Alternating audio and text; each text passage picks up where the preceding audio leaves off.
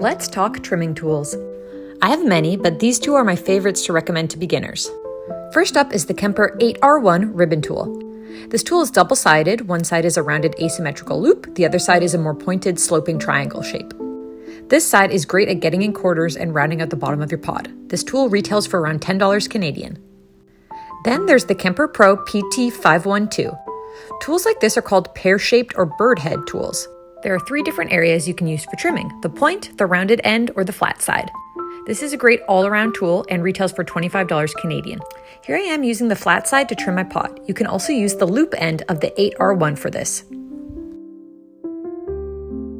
I always use the pointed end of the 8R1 to trace out my foot.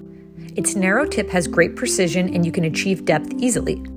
I then make a spiral or a set of concentric rings to begin hollowing out the footwell. Then I go over the rings with a broader tool to smooth out the bottom. When trimming, always stay on your dominant side. Do not cross the tool over to the opposite side where it will catch and gouge your pod. I am right-handed, so I keep my tools on the right-hand side of my wheel that spins counterclockwise. Where you apply pressure matters. If you apply more to the outside, you'll use the more pointed end. If you apply more to the inside, you'll use the more rounded end. I always make sure to take off any little belly button left behind and then compress with a rubber rib. Now let's see the same techniques on another pot with better lighting because my light charged. The broad side of any tool will be great at taking off thin layers. The broader the tool, the more surface area it will cover. If you want depth in your trimming, you're going to have to use a more precise tool.